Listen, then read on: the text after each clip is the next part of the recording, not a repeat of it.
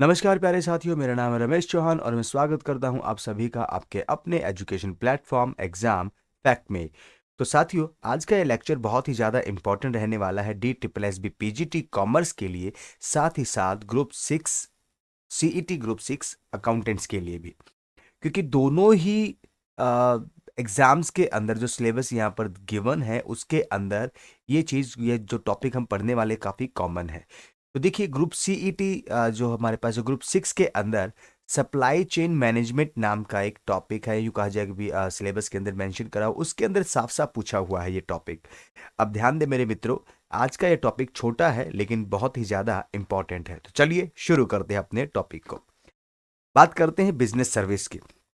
Business service देखिए, अगर मैं बात करूं यहाँ पर, हमने जब कॉमर्स को समझने की कोशिश करी थी, बोले सर जो कॉमर्स है उसको हम लोगों ने जब डिवाइड किया था टू पार्ट्स के अंदर, तो एक तो आया था हमारे पास ट्रेड, उसका एक पार्ट ट्रेड हूं, और दूसरा हमारे पास आया था एक्सल्टीज। एक्सल्टीज यानी कि व्यवसाय की सहायक क्रियाएं। अब उन्हीं सहायक क्रियाओं को हम कहते हैं बिजनेस सर्विसेज, यानी कि व्यवसाय को सुविधाएं देने वाली, या यूं कहा जाए कि भी सर्विसेज या सेवाएं कह सकते हो, व्यवसाय को दी जाने वाली सेवाएं। अब आपने कहावत सुनी होगी कि किसी भी कामयाब आदमी के पीछे उसके परिवार का हाथ होता है। ठीक है, ध्यान दे, किसी भी कामयाब आदमी के पीछे उसके परिवार का बहुत बड़ा हाथ होता है। तो ठीक वैसे ही कोई भी एक कंपनी या कोई भी एक बिजनेस कितना ग्रो करेगा, कितना बेहतर परफॉर्म करेगा, वो टोटली डिपेंड करता है उसको दी जाने वाली विभिन्न व्यावसायिक सेवाओं के आधार पर।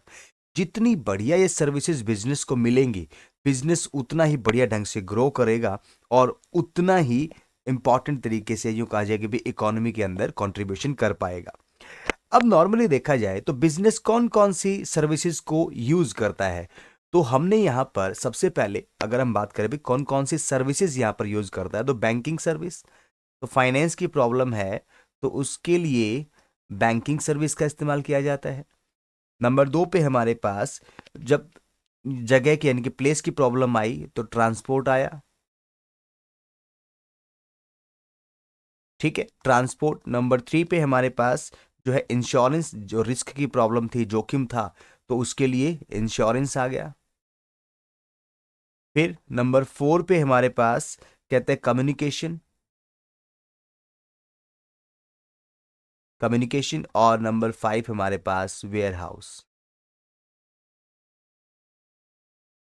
तो मेरे प्यारे साथियों, बाकी और तो आपको कहीं ना कहीं से वैसे भी मिल ही जाएंगे, लेकिन जो पॉइंट हमारे पास वेयर हाउस का है ये काफ़ी इंपॉर्टेंट है। छोटा सा टॉपिक है लेकिन बहुत ही ह्यूज इम्पैक्ट बिजनेस के अंदर रखता है, और आपके सिलेबस के अंदर भी इसमें से एक दो क्वेश्चन हर बार के पूछे जाते हैं, खासतौर से डी ट्रिपल एस बी के लिए। तो और क्योंकि सीईटी के लिए तो भाई पहली बार एग्जाम होने वाला, लेकिन प्रीवियसली जो एग्जाम्स हुए थे उनके अंदर भी वेयर हाउस से सीधे सीधे सवाल पूछे गए थे। ठीक है, बॉन्डेड वेयर हाउस कौन से होते हैं, फलाने वेयर हाउस कौन से होते हैं, तो ये टाइप्स ऑफ वेयर हाउसेस के अंदर हम यहाँ पे समझेंगे, अच्छे तरीके से समझेंगे। तो आज की क्लास में हम सबसे पहले बात करते हैं वेयर हाउस होता क्या है। तो देखिए, वेयर हाउस क्या है? It is a plan place for storing commodities in a secure and efficient manner until they are needed for consumption. सीधा सीधी बात बोली, या सीधी सीधी बात बोली इसने। इसने क्या कहा? कहता है सर एक प्लेस है। क्या है? एक जगह। क्या करते हैं हम वहां पर? जैसे यहां पर ये बहुत सारा सामान है ना रखा हुआ आपका, तो कहते हैं हम चीजों को स्टोर करके रखते हैं सर। ध्यान दे, एक जगह जहां पर चीजों को स्टोर करता है, और जब उनकी नीड होगी तब उनको यूज कर लिया जाएगा, जब तक यूज नहीं होगा वो रखे रहेंगे। तो जिस जगह पर हम अपने माल को स्टोर करते हैं ना, उसको हम वेयर हाउस कह देते हैं, उसको हम गोदाम कह देते हैं। ठीक है, ओके सर। अब बात करें मेरे प्यारे मित्रों, इससे पहले कि हम अपने लेक्चर के अंदर आगे बढ़े, तो एक छोटी सी इंफॉर्मेशन आपके लिए है, वो आपके बहुत काम आने वाली है। तो exam fact academy application launch हो चुका है, जिसके ऊपर हम वेरियस जो आपके एग्जाम्स के जो कॉम्पिटिटिव एग्जाम्स है, जैसे D triple S B PGT commerce, उसके ऊपर सब्जेक्ट की जो थ्योरी प्लस एमसीक्यू बैच हमारा अवेलेबल है, आप उसको अवेल कर सकते हो। साथ ही D triple S B PGT common portion जो है उसके लिए एमसीक्यू बैच अवेलेबल है, आप उसको अवेल कर सकते हो। और भी बहुत सारे ऐसे कोर्सेज हमारे यहाँ पर अवेलेबल हैं और ये सारे के सारे बहुत ही ज़्यादा नॉमिनल कॉस्ट के ऊपर आपको अवेलेबल हो जाएंगे। तो बिना देरी करते हुए इसके अलावा और क्या क्या मिलेगा, तो देखिए चंडीगढ़ पीजीटी जो पीआरटी बैच यहाँ पर अवेलेबल है, साथ ही सीईटी और डीएसएसबी के लिए जो मॉक टेस्ट है ना वो आपको यहाँ पर देखने को मिलेंगे। तो मेरे प्यारे साथियों, बहुत सारी सुविधाएं हैं बहुत ही नॉमिनल कॉस्ट पर। हाँ, डीएसएसबी पीजीटी कॉमर्स सब्जेक्ट का जो बैच है उसके लिए हमने यहाँ पर जो कॉस्ट रखी हुई है अभी के लिए, वैसे नॉर्मली इसकी जो लागत है ना वो लगभग या जो आज आपका जो प्राइस लगभग 3,000 रहने वाले थे, लेकिन हमने इनिशियली ऑफर देखते हुए इसको यहाँ पर सिर्फ 1499 रुपये में आपको यह अवेल कराया है। तो आप जाइए और इस सब्जेक्ट, क्योंकि इसकी क्लासेस ऑन एयर हो चुकी हैं, इसकी क्लासेस रेगुलर बेसिस पे आ रही हैं, तो आप जाइए और इस अपॉर्चुनिटी का फायदा उठाइए। कैसे जाओगे आप, कैसे फायदा उठाओगे, तो exam fact academy play store से आप डाउनलोड करिए, ठीक है, और अपने करियर को बूस्ट दीजिए। तो चलिए बिना देरी करते शुरू करते अपने टॉपिक को। इससे पहले हम लोगों ने देखा था कि वेयर हाउस क्या है। वेयर हाउस तो हमने एक प्लेस बता दिया, एक प्लेस। अब बात करेंगे वेयर हाउसिंग क्या है। ध्यान दे, वेयर हाउसिंग अब जगह से नहीं, अब वेयर हाउसिंग एक प्रोसेस है भाई पूरी की पूरी। क्या होता है इसके अंदर, तो देखिए सर, इसके अंदर हम कहते हैं जब गुड्स की हमको आवश्यकता नहीं है, ध्यान में रखें, जब गुड्स की आवश्यकता नहीं है, डिमांड नहीं है बाजार में, तो हमारे पास जो अवेलेबल गुड्स हैं उनको हमने स्टोर करना होता है। ठीक है, ये पुराने समय से चली आ रही प्रथा है भाई। अब अपने घरों में देखिएगा, अपने घरों में भी आप पूरे साल का अनाज स्टोर करके रखते हो, तो वो भी क्या है, वो भी एक काइंड ऑफ वेयर हाउसिंग है। यहाँ पे कहता है भाई, जब गुड्स को हम स्टॉक में रखते हैं ताकि भविष्य में जब हमको उसकी जरूरत पड़ेगी तो उसको हम यूज कर सके, तो इसी प्रोसेस को, इसी प्रक्रिया को वेयर हाउसिंग कहते हैं। ठीक है, डेफिनेशन के अंदर हमने वेयर हाउस को पढ़ा था, तो वहां पे कहा था एक प्लेस जहां पर चीजें रखी जाती हैं, तो उसको तो वेयर हाउस बोला जाता है। अब चीजें रखने की इस प्रक्रिया को वेयर हाउसिंग कहा जाता है। इट हेल्प्स, कहते बिजनेस को कैसे हेल्प करता है सर, तो देखिए बिजनेस को ये हेल्प करता है तक किसमें, ओवरकम करने में। कौन सी प्रॉब्लम्स को, कहता है स्टोरेज की समस्या होती है भाई, तो इसकी वजह से जो गुड्स है ना वो लगभग जब भी आपको आवश्यकता होगी उसी वक्त आपको अवेलेबल हो जाएंगी। ठीक है, और इससे है ना आपको जो प्राइस लेवल है ना उसको भी मेंटेन करने में काफी आसानी रहेगी। कैसे, देखिए it is important to keep price consistency, यानी कि आपकी जो कीमतें हैं उनके अंदर एक रूपता, उनके अंदर समानता लाने के लिए बहुत ज़्यादा इंपॉर्टेंट होता है। क्योंकि जो बात करी जाती है हमारे पास जो कम्युनिटीज़ हैं वो आपको समय पर भी अवेलेबल हो जाती हैं। अब वेयर हाउस को जो दूसरे नाम से जाना जा सकता है उसको हम यहाँ पे डिस्ट्रीब्यूशन सेंटर के नाम से भी जानते हैं। ठीक है, किस नाम से, डिस्ट्रीब्यूशन सेंटर के नाम से। अब देखिए ध्यान से इस पॉइंट को यहां पर समझ लीजिएगा, बहुत ज्यादा इंपॉर्टेंट है। वेयर हाउसिंग फैसिलिटीज किन किन के द्वारा यूज करी जाती है, यूटिलाइज करी जाती है, तो यहां पर जो पर्सन डिस्ट्रीब्यूटर है वो भी वेयर हाउसिंग को इस्तेमाल करता है, मैन्युफैक्चरर्स हैं वो भी वेयर हाउसिंग को इस्तेमाल करते हैं, इंपोर्टर्स हैं वो भी वेयर हाउस का इस्तेमाल करते हैं, और एक्सपोर्टर, इंटरप्राइजेस और होलसेलर, सारे के सारे लोग हैं ना, जितने भी यहाँ पर बिजनेस एक्टिविटीज में इन्वॉल्व पर्सनालिटीज हैं, व्यक्तित्व हैं, वो सारे के सारे किसका, कहते हैं वेयर हाउसिंग का यूज करते हैं। क्योंकि वेयर हाउसिंग क्या है भाई, वो कहते हैं डाइवर्स रोल अदा करती है। स्टेटमेंट बेस्ड क्वेश्चन आ जाएगा, warehouse plays a diverse role in the economy. That's why all the businessmen using the warehousing facility. It is true and false. तो बिल्कुल सही है भाई, क्योंकि ये बहुत ही डाइवर्स रोल अदा करती है, तो इसीलिए इसका यूज हर कोई करता है। ठीक है, इसके साथ साथ हमको वेयर हाउसिंग के और क्या फायदे होते हैं, तो यहाँ पर साफ साफ बोला तो कहता है भाई यहाँ पे हमको प्राइस हाइक की टेंशन नहीं लेनी, यानी कि आपकी जो ऐसे मान लो कि भी प्रोडक्ट आप बना रहे हो तो भविष्य में उसके रॉ मटेरियल की कीमतें, आपके जो रॉ मटेरियल के कारण आपके प्रोडक्ट की कीमतें भी इंक्रीज हो जाएंगी। तो भविष्य में आपको प्राइस इंक्रीजिंग से अगर टैकल करना है तो प्रेजेंट में आपको वेयर हाउसिंग सुविधाओं का फायदा उठाना होगा। अगर आप ऐसा नहीं करते हो तो डेफिनेटली या अनडाउटली आप प्राइस राइजिंग से टकराहट पाओगे और आपको इससे प्रॉब्लम होगी ही होगी। ठीक है, मार्केट में बने रहना है तो आपने बढ़िया प्रोडक्ट रीजनेबल प्राइस पर अवेलेबल कराना होगा कि नहीं कराना होगा? कराना होगा। तो उसके लिए वेयर हाउसिंग कहीं ना कहीं आपको यूं कहा जाए हेल्प करेगा। और इसके साथ साथ ये एक और फायदा देता है, वो कहता है जो टाइम बैरियर होता है ना उसको एलिमिनेट करता है। ऐसा क्यों कहा? क्योंकि देखिए, कुछ एक ऐसे प्रोडक्ट होते हैं जो सिर्फ एक सीजन में अवेलेबल होते हैं। ठीक है, एक सीजन में अवेलेबल होते हैं। अब एक सीजन में, सीजन की स्पेलिंग गलत हो सकती है, ठीक है, एक सीजन में अवेलेबल, लेकिन हमने यूज तो उनका पूरा साल करना, तो कैसे? तो यहां पर जो टाइम बैरियर है उसको वेयर हाउस दूर करेगा।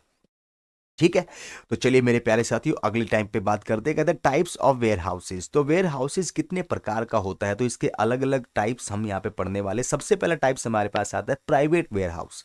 कौन सा warehouse? Private warehouse. ये कैसे? आप इमेज में देख पा रहे होंगे, अमेजॉन फुलफिलमेंट। ये क्या कह रहा है यहाँ पर? तो कहता है ऐसे वेयर हाउस जो कंप्लीटली प्राइवेट ऑनर्स द्वारा रन करे जाते हैं, और प्राइवेट ऑनर्स अपने बेनिफिट के लिए चीजें उसके अंदर स्टोर करते हैं, कि खुद की चीजें खुद के गोदाम में रखते हैं। तो ऐसे जो हमारे पास वेयर हाउसेज होते हैं उनको प्राइवेट वेयर हाउस कहा जाता है। भाई आमतौर पर, या यूं कहा जाए कि भाई नॉर्मली, जैसे इसने यहाँ पे बताया कि खुदरा श्रृंखला की दुकानें, यानी कि जो आपका मॉल्स होते हैं, तो वो भी एक काइंड ऑफ वेयर हाउस की कैटेगरी में लाई जा सकती है, क्योंकि उन्होंने जो चीज़ें बेचनी है ना उसका वे एक बहुत बड़ा स्टॉक परचेज करते हैं और उसको अपने गोदाम में लगाते हैं, और अपनी जो मॉल्स के अंदर जो दुकानें उन्होंने लगा रखी हैं उनके थ्रू उनको बेचा जाता है। जिससे क्या होता है कि ये मैक्सिमम मैक्सिमम क्वांटिटी में यूँ कहा जाए कि भी प्रोडक्ट को अवेल कर पाते हैं, और फिर बाद में उनको आसानी से यूँ कहा जाए कि सस्ते दामों पर बेचने का फ़ायदा भी उठा सकते हैं। अब जो प्राइवेट आपके पास वेयर हाउसिंग है ना, वेयर हाउस है ना, उसके कारण जो प्रॉफिट है ना उसमें काफ़ी इम्प्रूवमेंट देखने को मिलता है, फ्लेक्सिबिलिटी आ जाती है, और डीलर्स के साथ जो आपके रिलेशन होते हैं ना उनको यहाँ पर बेहतर किया जा सकता है। अब बंदा कहेगा, बोले सर ये नियंत्रण यानी कि कंट्रोलिंग, फ्लेक्सिबिलिटी और बेहतर डीलिंग, तो एक बात बताइए, किसानों के साथ क्या समस्या है? आज के समय पे भी किसान है ना दिल्ली के अंदर बैठने के लिए कैसे भी लगा लो वो वहाँ पर अवेलेबल हैं, स्ट्राइक करके बैठे हैं, भाई हाँ हमारी मांगे पूरी करो। देखो, कुछ हद तक जायज़ भी है और कुछ हद तक नाजायज़ भी है, हम कह सकते हैं ऐसा। हम न्यूट्रलिटी का कदम वो करते हुए सीधा सीधा कहते हैं, गवर्नमेंट ने कहा कि किसान अपना जो भी अनाज है उसको ओपन मार्केट में बेच सकता है, किस सरकार ने ऐसा बोला।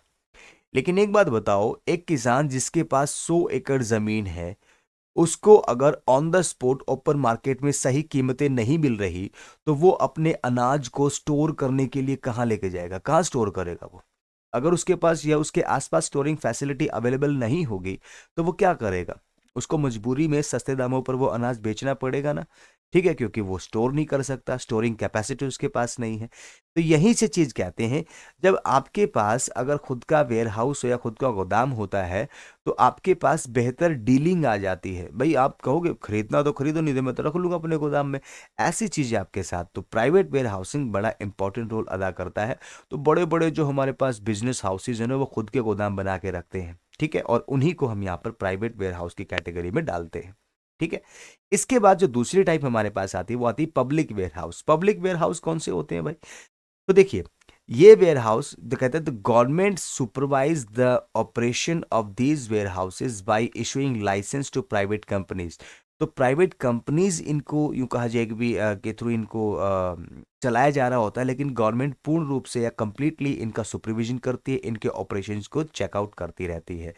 आफ्टर पेइंग, कहते हैं कोई भी व्यक्ति after paying a storage fees और चार्जेस, या यूं कहा जाए डीलर, मैन्युफैक्चरर, कोई भी हो सकता है, member of a general public can utilise the public warehouses to store their goods. तो एक नॉमिनल से चार्जेस होते हैं, इसकी एक फीस होती है, इसको देने के बाद कोई भी व्यक्ति इन पब्लिक वेयर हाउसेज का इस्तेमाल कर सकता है।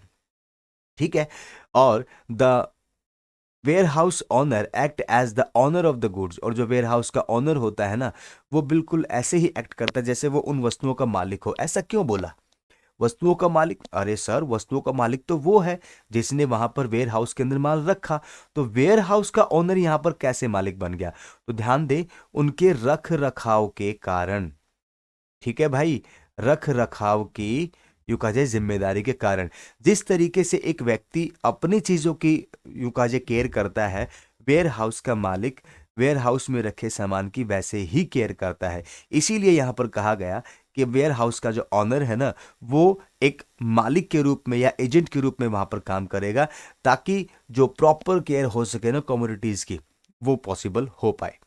तो these where houses also provided additional services. अब ये जो पब्लिक वेयर हाउस है ना, कुछ एडिशनल सर्विसेज भी देते हैं, जैसे कि यहाँ पर रेल की सुविधा है, रोड ट्रांसपोर्ट की सुविधा है, और ये बहुत ही ज़्यादा हेल्पफुल है किनके लिए, कहते हैं छोटे यानी कि स्मॉल मैन्युफैक्चरर्स के लिए, जिससे है ना वो भी जो यूं कहा जाए कि भी अपना खुद का गोदाम तो बना नहीं सकते बेचारे, तो खुद का गोदाम नहीं बना सकने की सिचुएशन में वो इन गोदामों की या इन वेयर हाउसेस की हेल्प ले सके, ताकि अपने बिजनेस को वो कंटिन्यू प्रॉपर तरीके से रख सके।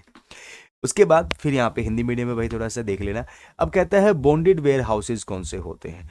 तो bonded warehouses are government licensed warehouse that receive imported goods, या इंपोर्टेड गुड्स, जो चीज़ें हम विदेशों से मंगवा रहे होते हैं ना, उन चीज़ों को, जैसे वो चाहे पोर्ट पे आए, चाहे वो एयरपोर्ट पे आए, किसी भी तरीके से जब वो सामान आता है तो सबसे पहले वो कस्टम ड्यूटी पे करनी होती है, और कस्टम ड्यूटी पे करने से पहले उसको सरकारी गोदाम में उस बॉन्डेड वेयर हाउस में रखा जाता है।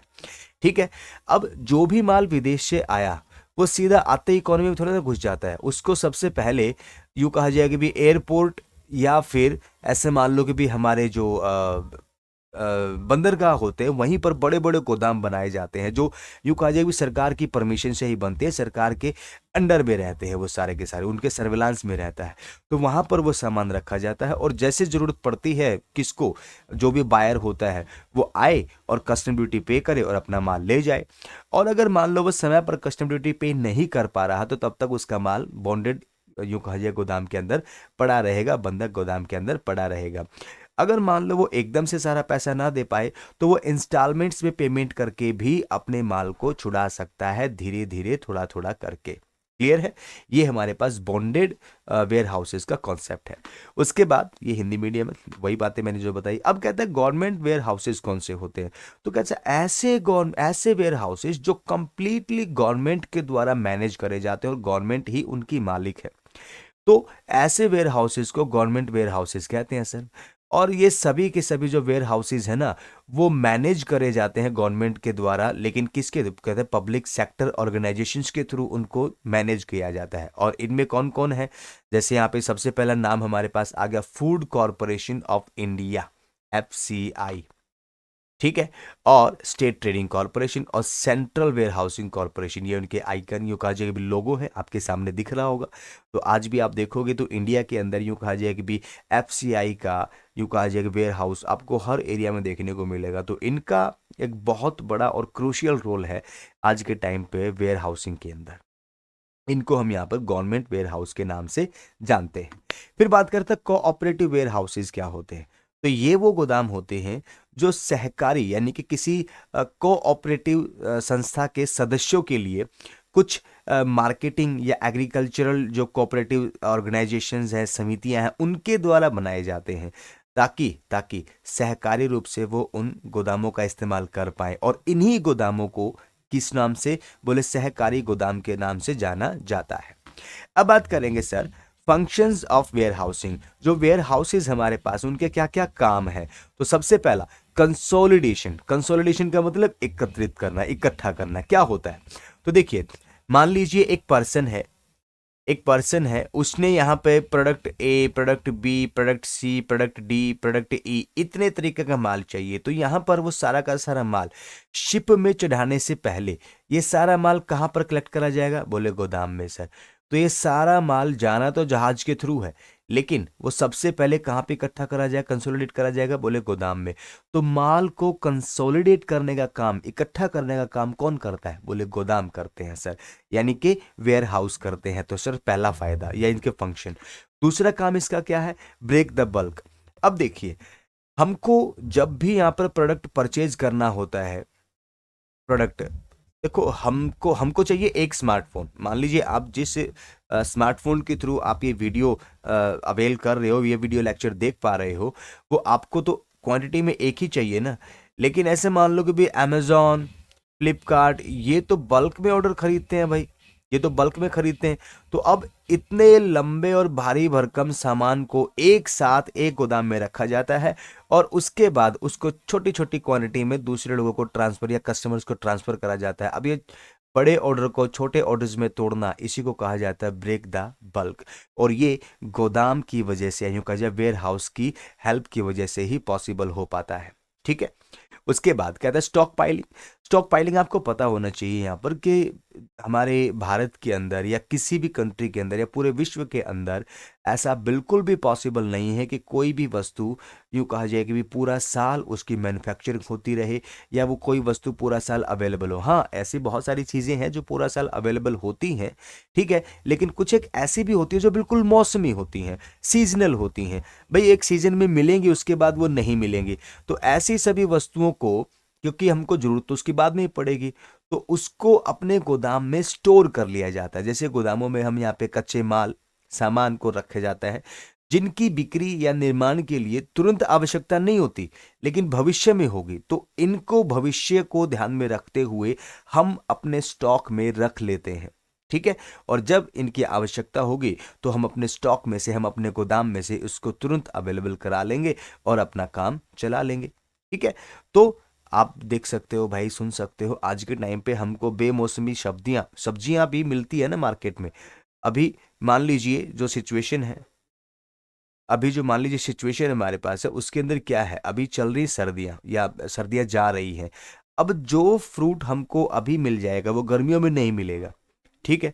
वो गर्मियों में नहीं मिलेगा, तो हम क्या करते हैं, हम अभी इन सभी के सभी फ्रूट्स को स्टोर कर लेंगे और भविष्य में गर्मियों में भी उसका इस्तेमाल किया जा सकेगा। इस प्रोसेस को हम कहते हैं स्टॉक पाइलिंग। ये भी हमारे पास वेयर हाउसिंग का एक फंक्शन है।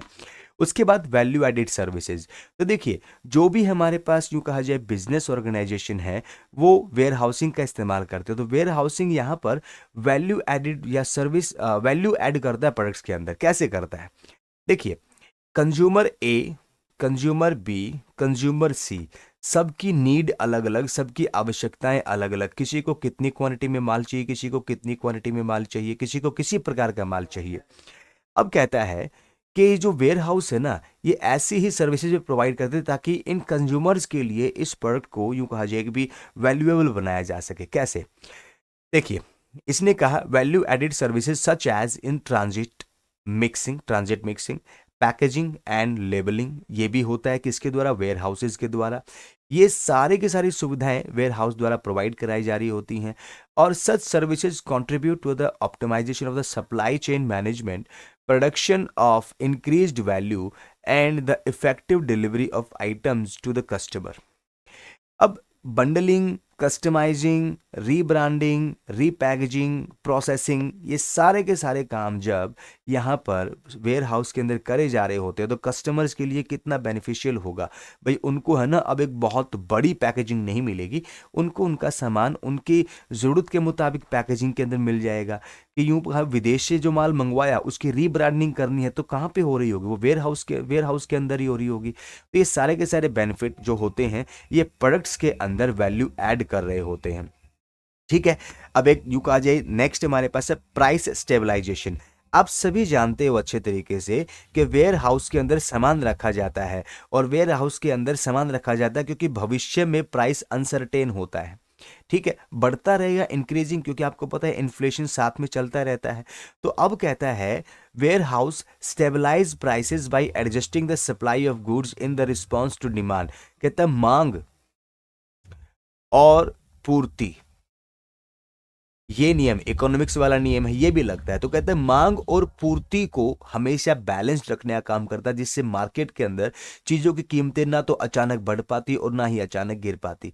अगर हमारे पास गोदाम में माल अवेलेबल होगा तो मान लीजिए एकदम से डिमांड अगर हाइक हो गई, तो अगर उस कंपैरिजन में हमने सप्लाई को नहीं बढ़ाया तो डिमांड की वजह से कीमतें आसमान छूना कर जाएंगी। ठीक है भाई। तो उस प्रॉब्लम का सॉल्यूशन कौन करेगा, the one and only warehouse. They help, यहाँ पे जो बात बताई, क्या क्या बताई, they help in the regulation of the price fluctuation by, कहता है stockpiling product when market supplies exceed market demand. ठीक है। एक और हमारे पास कहता है कि releasing goods when demand increases, कहता है जब मार्केट में डिमांड नहीं होगी तो एक्स्ट्रा सामान को स्टॉक कर लेंगे, और जब मार्केट में डिमांड होगी तो उस सामान को रिलीज कर दिया जाएगा, जिसकी वजह से हम यहाँ पर जो अनवांटेड कीमतें इंक्रीज हो जाती हैं, प्राइस इंक्रीज हो जाते हैं, उससे बच सकते हैं। ठीक है। अब नेक्स्ट, फाइनेंसिंग की सुविधा, ये बड़ा इंपॉर्टेंट पॉइंट है, ध्यान में रखो। मान लीजिए पर्सन ए है, पर्सन ए ने क्या करा कि गोदाम के अंदर माल रख दिया, गोदाम के अंदर माल रख दिया। अब उसके बदले उसको मिलेगी एक रसीद, क्या मिलेगी? रसीद। अब उस रसीद को लेकर वो क्या करेगा? बोले मेरा 1 लाख रुपए का सामान गोदाम में रखा हुआ है, तो उस 1 लाख के सामान के बदले वहां पर क्या होगा? वो कहीं से लोन लेना चाहे तो उस रसीद को या उस गोदाम में रखे हुए माल को वो कोलेट्रल के रूप में, या यूँ कहा जाए कि भी एक किस्म से संपार्श्विक जो असेट है उनके रूप में गिरवी रख सकता है और अपना लोन वहां से ले सकता है। इसी के साथ साथ जो गोदाम ऑनर होता है ना, वेयर हाउस ऑनर होता है ना, वो भी इन प्रोड्यूसर्स को क्या एडवांस पे पेमेंट कर देता है। किसके अंदर? एडवांस में। लो भाई तुम अपना एडवांस संभालो, और यही गोदाम फिर जो रिटेलर्स होते हैं या दूसरे पर्सन होते हैं उनको क्रेडिट पे, ठीक है, ये सारी सुविधाएं अवेलेबल करा देता है। उम्मीद करता हूं आपको यहां पर समझ में आया होगा कि हाँ किस तरीके से गोदाम हमारे को फाइनेंसिंग फैसिलिटी भी अवेलेबल कराते हैं, जिससे जो मैन्युफैक्चरर होता है उनका भी काम चल जाता है और जो बायर होते हैं बेचारे उनका भी काम चल जाता है। ठीक है। अब एक छोटा सा क्विक रिवीजन कर लेते हैं इस चीज का, क्या क्या बोले हमने यहाँ पे अलग अलग तरीके के वेयर हाउस पढ़े सर। प्राइवेट वेयर हाउस क्या होते हैं? तो कहते हैं वो वेयर हाउस जो कंप्लीटली प्राइवेट हाउसेज के द्वारा ऑन करे जाते हैं, प्राइवेट कंपनीज के द्वारा हैंडल करे जाते हैं, प्राइवेट कंपनीज के द्वारा उनके अंदर अपना माल रखा जाता है और उन्हीं के तरह वो मैनेज करे जाते हैं, उनको हम कहते हैं प्राइवेट वेयर हाउसेज। फिर हमने बात करी गवर्नमेंट या यूँ कहा जाए कि पब्लिक वेयर हाउसेज। तो कैसे? ऐसे वेयर हाउसेज जिनका सुपरविजन गवर्नमेंट द्वारा करा जाता है, उनके ऑपरेशंस को गवर्नमेंट के द्वारा यूँ मैनेज किया जाता है, लेकिन प्राइवेट कंपनीज उसको ओवरऑल हैंडल करती हैं और प्राइवेट कंपनीज उसके लिए स्पेशल लाइसेंस लेती हैं। बॉन्डेड वेयर हाउस तो कहता है इंपोर्ट एक्सपोर्ट के अंदर जो वेयर हाउस होते हैं, पोर्ट्स पे, बंदरगाह पे, एयरपोर्ट्स के ऊपर जो वेयर हाउसेज होते हैं उनको बॉन्डेड वेयर हाउस कहा जाता है। ये इंपोर्ट एक्सपोर्ट वाले बिजनेस के अंदर काम में बहुत ज़्यादा आते हैं। उसके बाद फिर गवर्नमेंट जो वेयर हाउसेज है वो कौन से होते हैं? तो कहता है फुली ऑन, कहते हैं ये गवर्नमेंट के द्वारा फुली ऑन है और कंप्लीटली सरकार के द्वारा ही इनका नियंत्रण करा जाता है, सरकार ही इनको कंट्रोल करती है प्रॉपर तरीके से, किसी और का कोई यहाँ पे हाथ नहीं होता। हाँ, कंट्रोल किसके थ्रू करती है? तो एफसीआई हो गया, सेंट्रल वेयर हाउसिंग कॉर्पोरेशन हो गया, उनके थ्रू इसका क्या किया जाता है भाई? मैनेजमेंट करा जाता है। और फिर लास्ट एंड वन, तो विच आर, ये वो कोऑपरेटिव ऑर्गेनाइज वेयर हाउसेज हैं विच आर सेटअप और एस्टेब्लिश्ड बाय सम मार्केटिंग और agriculture cooperative societies for cooperative member. अपने ही सदस्यों के लिए कोऑपरेटिव सोसाइटीज जो यहाँ पर गोदाम बना के तैयार करती हैं उनको हम कोऑपरेटिव वेयर हाउसेज के नाम से जानते हैं। ये सारा का सारा आपके सामने अभी है, आप इनको आराम से पढ़ सकते हो, स्क्रीनशॉट ले सकते हो, मर्जी आपकी है। ठीक है। ये जो क्लास है आपके लिए बहुत ज़्यादा हेल्पफुल रहेगी। हम तो बस यही उम्मीद करते हैं कि बेस्ट ऑफ लक। आपसे बस एक ही उम्मीद हम करते हैं, प्लीज़ लाइक शेयर सब्सक्राइब करे बगैर मत जाइएगा। अगर आप अंत तक पहुंच गए हो और अगर आपको कंटेंट में ज़रा सा भी दम लगा है तो ये काम तो ज़रूर कर दीजिएगा। मिलते हैं आपको नए लेक्चर में, तब तक के लिए टाटा बाय बाय। और हाँ, हमारे एप्लीकेशन पर जाना मत भूलिएगा क्योंकि हमने वहाँ पर अपनी एप्लीकेशन के ऊपर अपनी जो क्लासेस हैं उनके सैंपल्स भी आपके सामने रखे हुए हैं। आप इस क्लास को भी एज ए सैंपल ले सकते हो मेरे भाइयों। तो मिलते हैं नए लेक्चर में, तब तक के लिए टाटा बाय बाय और जय श्री राम।